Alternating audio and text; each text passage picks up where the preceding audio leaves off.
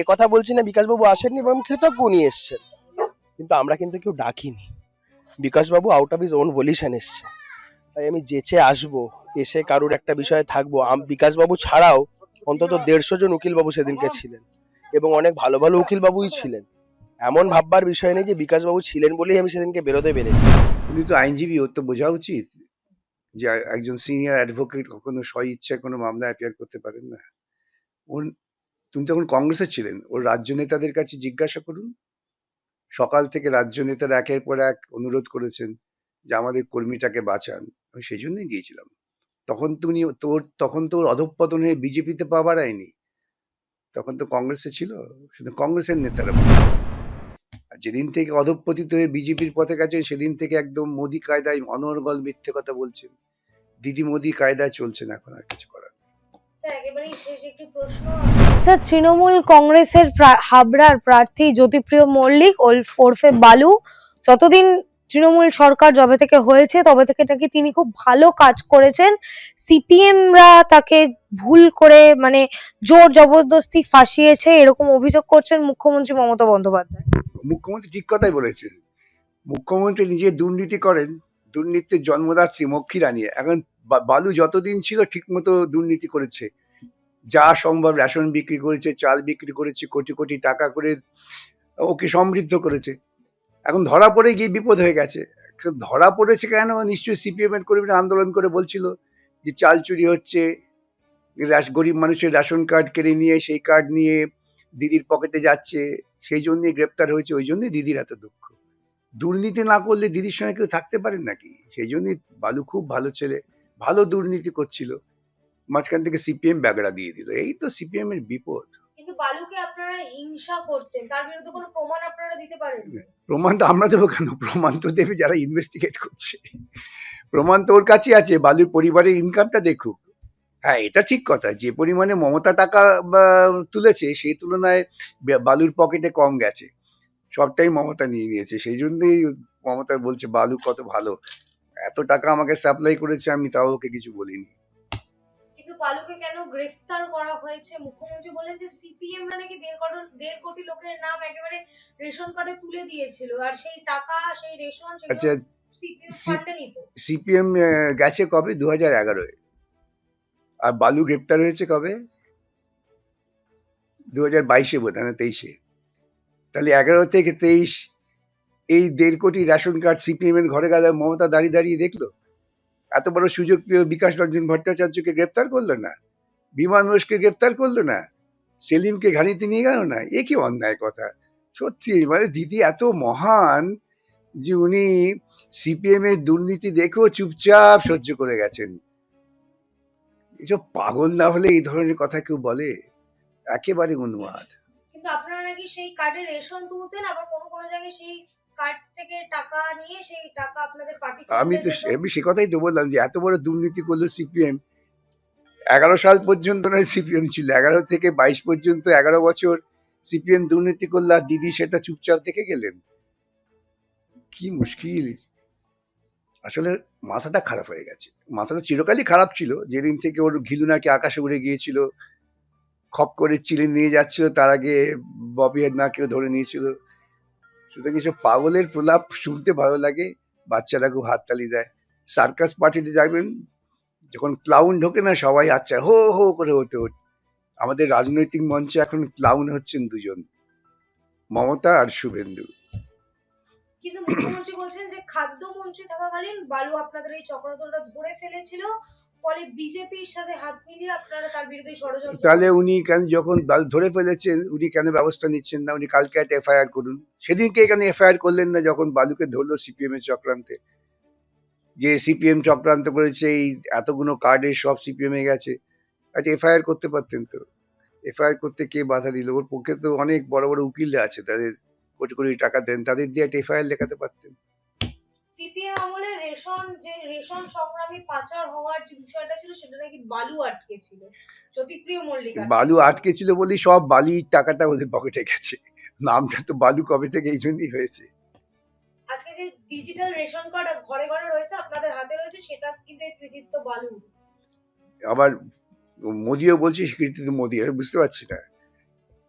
ওর বলছে বালুর কৃতিত্ব, মোদি বলছে মোদির কৃতিত্ব। এখন ওরা নিজেরা কৃতিত্ব ভাগ করে নিক। কিন্তু আমার দুঃখ যে এত বড় একটা সুযোগ পেয়েও ও আমাদের জেলে ঢোকাতে পারলো না। ইস, কোনো মানে হয়? এখনো চেষ্টা করুক। আপনারা দেখালে বলবেন যে আমি বলেছি, এখনো গিয়ে একটা এফআইআর করুন। এফআইআর তো কোনো লিমিটেশন নেই। এফআইআর করুক, করে এই ঠিক সময় একেবারে বিকাশ ভট্টাচার্য, বিমান বোস, মোহাম্মদ সেলিমকে দিয়ে দিক একেবারে প্রেসিডেন্সি জেলে ঢুকিয়ে দিক। মুখ্যমন্ত্রী বলছেন যে ওরা কার বিরুদ্ধে চক্রান্ত করেনি, বালু তো বাদ দিন, আমি যে আঁকি আমি কেন আঁকার সাথে যুক্ত সেটা নিয়েও ওরা প্রশ্ন তুলছে। না, আমরা প্রশ্ন তুলিনি, ওর লোকেরাই প্রশ্ন তুলেছে। যখন সারদা চলছিল তখন উনি আঁকলে নাকি কোটি টাকা পেতেন, আর এখন উনি আঁকলে লোকে সে ফেলে দেয়। সেটা কি মহা মুশকিল আমাদের দোষ? উনি একে তো আমাদের দেননি। লিখে কত টাকা কামিয়েছেন তার হিসেবটা তো তদন্ত হবে। আমরা যখন ক্ষমতায় আসবো তখন এই সব তদন্ত হবে। কিন্তু অভিষেক বন্দ্যোপাধ্যায় ব্যবসা করবেন সেটাতেও আপনাদের সমস্যা। ব্যবসায়ী ব্যবসা করবে না তো কে ব্যবসা হ্যাঁ, করবে? কি ঘর সংসার নেই? ঠিক আছে, ঘর সংসার আছে, ব্যবসা করবে, চুরি করবে, পিসির দেখানো পথে এগোবে, এটা তো স্বাভাবিক, আমাদের কোনো আপত্তি নেই। কিন্তু তার ব্যবসা নিয়ে তো প্রশ্ন তুলছেন। না, আমরা ব্যবসা নিয়ে প্রশ্ন, আমরা কোথাও তুলিনি তো ব্যবসা নিয়ে প্রশ্ন। ওর চোর বন্ধুরা তুলেছেন যে আমরা ঠিক মতো কাটমানি পাচ্ছি না, ও এত টাকা পেয়ে যাচ্ছে। আমরা তুলিনি, আমরা জানবো কোত্থেকে। পিসি ভাইপোর টাকা কালেকশনের সময় সঙ্গে লোক দরকার তো, তারা এখন ফোঁস ফাঁস করে বলে ফেলছে, আমরা কি করে করবো? বালু আমার খুব পুরনো দিনের সাথী, ওকে জেতান, আমি কথা দিচ্ছি যে মানুষের যা যা সুবিধা অসুবিধা আছে বালুর সাথে পরামর্শ করে যদি বালু জেতে সবকিছু মুখ্যমন্ত্রী ঠিক করে দেবেন। উনি তো বিগত 15 বছর ধরে একই কথা বলছেন। সব কেন্দ্রে উনি, মানে সব কেন্দ্রে বড় চোর উনি। আমি বড় চোর আছি, ছোট চোর বালু টালু আলু এসব যারা আছে কালু, তাদের জেতান। ওরা আপনাদের থেকে কালেকশন করে ঠিক আমার কাছে পৌঁছে দেবে। এ ব্যাপারটা নিশ্চিত করা যাবে যে কালেকশনটা যেন ঠিক মতো হয়। কিন্তু যতই ওরা কুৎসা করুক তৃণমূল এবার বেশি আসন নিয়ে আসবে সরকারি। আসুন না, আরে কে বাধা দিয়েছে? আসুন, বেশি আসন নিয়ে আসুন, বেশি চুরি করুন,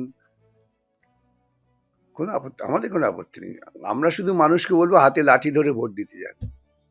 স্যার অন্যদিকে অন্য একটি প্রসঙ্গে যাব। পানিহাটি বিধানসভায় বিজেপি মনোনীত প্রার্থী রত্না দেবনাথ ওরফে অভয়ের মা, তিনি প্রচারে বেরোচ্ছেন কিন্তু পরপর বেশ কয়েকদিন ধরে তার উপরে হামলা করা হচ্ছে। সেই ফুটেজও আমরা দেখতে পাচ্ছি, সেই অভিযোগ উঠছে, এক্ষুনি কিছুক্ষণ আগেও হয়েছে। কারা হামলা করছে জানি না, নিশ্চয়ই হামলা করছেন। তারা ওরই বলছেন যে জয় বাংলা স্লোগান দিচ্ছে। ওই তো একই ব্যাপার হলো, ভাই বোনের ঝগড়া। উনি ভাই বোনের ঝগড়ায় ঢুকে পড়েছেন, তো কি করা যাবে? তাকে একেবারে বাড়ির জানলা থেকে উনি বলা তো হচ্ছে মেয়েকে নিয়ে রাজনীতি করবেন না। উনি তো সম্মানের সঙ্গে আন্দোলনের পথে আসেননি। উনি ভাই বোনের ঝগড়ায় ঢুকে পড়েছেন। মোদি ভাই দিদি ভাই, মোদি ভাই আর দিদি বোন না কি বলে, দিদি ভাই, মোদি ভাই দিদি ভাইয়ের মধ্যে উনি ঢুকে পড়েছেন। উনি আরেকটা ভাই হয়েছেন, এখানে অভয়া ভাই হয়ে গেছেন। এখন সেটা তো ওদের ব্যাপার, আমরা কিছু বলতে পারবো না। কিন্তু মেয়েকে নিয়ে রাজনীতি করবেন না এরকম একেবারে পানিহাটির কিছু ফুটেজ সে দেখতে যারা পাচ্ছি বলছে আমরা। বলছে, রাজনীতি করছেন উনি দুর্ভাগ্যজনক ভাবে, তাই লোকে বলছে। এনার মাও তো নির্বাচনে দাঁড়িয়েছে আপনাদের দলের প্রার্থী হয়ে, সেই তখন তো এত প্রশ্ন উঠছে না। সেটা তো যারা প্রশ্ন তুলছে তাদের বলুন। তামান্নার মা একটা বাচ্চা মেয়েকে এভাবে গুলি করে খুন করে ফেলেছে উল্লাস করতে গিয়ে, তার মা সেদিন থেকেই প্রতিবাদ করছেন, প্রতিবাদের পথেই তিনি আছেন। অর্থাৎ তিনি তার লাইন ঠিক জায়গায় আছেন, সেই জন্য লোক উপহাস করার সুযোগ কোথায়? স্যার কৌস্তব বাগচি ব্যারাকপুরে বিজেপি প্রার্থী, তিনি বলছেন যে বিকাশ রঞ্জন ভট্টাচার্য নাকি নিজে হাতে ধরে অভয়ের মামলা নষ্ট করেছেন। অন্যতম মুখ আপনি অভয়ের মামলা নষ্ট করার পিছনে। বাহ, খুব ভালো কথা, উনি তো বুঝেছেন, বেশ বুদ্ধি আছে তো সেটা। এটা কি তো সত্যি? যখন সিবিআই অর্ডার হয় তখন তো হাততালি দিয়েছিলেন, তখন তো বলেছিলেন স্যার এটা আপনি বলি এটা হলো। রাজনীতি করতে গেলে একটা মানুষের বেসিক সততা দরকার। মতাদর্শগত পার্থক্য থাকতে পারে, কিন্তু কেউ যখন সততার পথ ছেড়ে কুৎসা এবং অপপ্রচারের পথে যায়, তাহলে বুঝতে হবে সে রাজনীতি করছে না, তার অন্য কোনো ধান্দা আছে। এ কথা বলছি না বিকাশবাবু আসেননি এবং কৃতজ্ঞ উনি এসছেন, কিন্তু আমরা কিন্তু কেউ ডাকিনি। বিকাশবাবু আউট অফ হিজ ওন ভলিউশন এসছে, তাই আমি যেচে আসবো, এসে কারুর একটা বিষয়ে থাকবো। বিকাশবাবু ছাড়াও অন্তত 150 জন উকিলবাবু সেদিনকে ছিলেন এবং অনেক ভালো ভালো উকিলবাবুই ছিলেন। এমন ভাববার বিষয় নেই যে বিকাশবাবু ছিলেন বলেই আমি সেদিনকে বেরোতে পেরেছি। বিকাশবাবু না থাকলেও হাইকোর্টের অনেক পারদর্শী আইনজীবীরা ছিল যারা সুন্দরভাবে মামলাটা ক্যারি আউট, আর ওই মামলায় বেরোনো না বেরোনোর কোনো ব্যাপার নয়। বিকাশবাবুকে ছোট করে বলছে না, কিন্তু বিকাশবাবুকে জিজ্ঞাসা করে দেখবেন, আমাদের পরিবার বা আমাদের বাড়ির তরফ থেকে কেউ বিকাশবাবুকে ডাকেননি। উনি তো আইনজীবী, ওর তো বোঝা উচিত যে একজন সিনিয়র অ্যাডভোকেট কখনো স্ব ইচ্ছায় কোনো মামলা অ্যাপিয়ার করতে পারেন না। তুমি তখন কংগ্রেসে ছিলেন, ওর রাজ্য নেতাদের কাছে জিজ্ঞাসা করুন। সকাল থেকে রাজ্য নেতারা একের পর এক অনুরোধ করেছেন যে আমাদের কর্মীটাকে বাঁচান, আমি সেই জন্যই গিয়েছিলাম। তখন তো ওর অধঃপতন হয়ে বিজেপিতে পা বাড়ায়নি, তখন তো কংগ্রেসে ছিল। শুধু কংগ্রেসের নেতারা বলতে পারবে। আর যেদিন থেকে অধঃপতিত হয়ে বিজেপির পথে গেছেন, সেদিন থেকে একদম মোদি কায়দায় অনর্গল মিথ্যে কথা বলছেন। দিদি মোদি কায়দায় চলছেন, এখন আর কিছু করার নেই। স্যার, একেবারেই শেষ একটি প্রশ্ন। আপনি গতকাল ফেসবুকে একটি পোস্ট করেছেন বাংলা হান্টের বিরুদ্ধে। বাংলা হান্টের বিরুদ্ধে আমি পোস্ট করি, কিছু হান্ট ফান্ড, ওরা অনর্গল মিথ্যে কথা, RSS এর ওগুলো বোঝাই গেল। ওরা অনর্গল আমার নামে কাল্পনিক কথা বলে বেড়াচ্ছে। আমি সেই জন্য একটা পাল্টা দিলাম যে একটু সত্য কথা বলতে শেখো।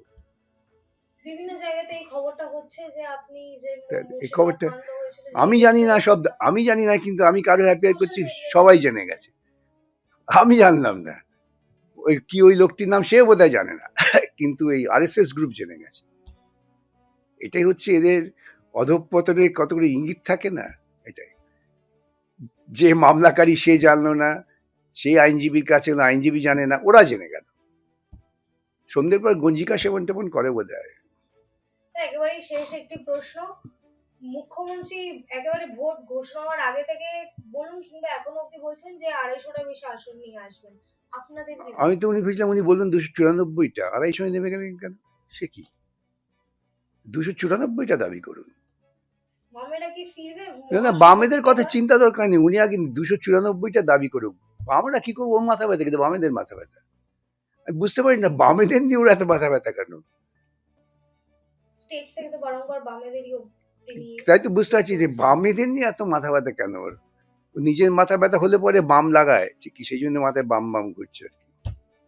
আপনারা ফিরবেন মহাশূন্য থেকে এবার আমরা আমাদের মতো আছি, আমাদের মতো লড়াই করছি। আমরা লড়াই করছি বলে তো ওরা ভয় পাচ্ছে, তা না হলে দেখুন তো আমরা কি ভয় পাচ্ছি? ভয় পাচ্ছি না তো। আমরা ভয় পাচ্ছি আমার দেশের সম্মানটা চলে গেল, এত বড় যুদ্ধ, সেখানে সিজ ওয়ার হয়ে গেল, ভারতবর্ষের কোনো চেহারা নেই। ভারতবর্ষের পিতৃভূমি যাকে ঠিক করলো তাকে এখন গোটা বিশ্ব বলছে বাতিল ভূমি। দেশের সম্মানটা চলে গেল। পাকিস্তানের বিরুদ্ধে ওরা এত গালাগালি করে, এখন পাকিস্তান আন্তর্জাতিক মহলে একটু সম্মানিত হয়ে গেল। সেটা নিয়ে আমরা চিন্তা করি, এবং এই জন্য ওরা ভয় পায় আমাদের, যে লোকগুলো তো আসল জায়গায় ধরে ফেলে। সংবিধানকে বাঁচাতে হবে 26-এ। বটেই তো, সেই সংবিধানকে বাঁচায় বামপন্থীরা, মমতাও না মোদিও নয়।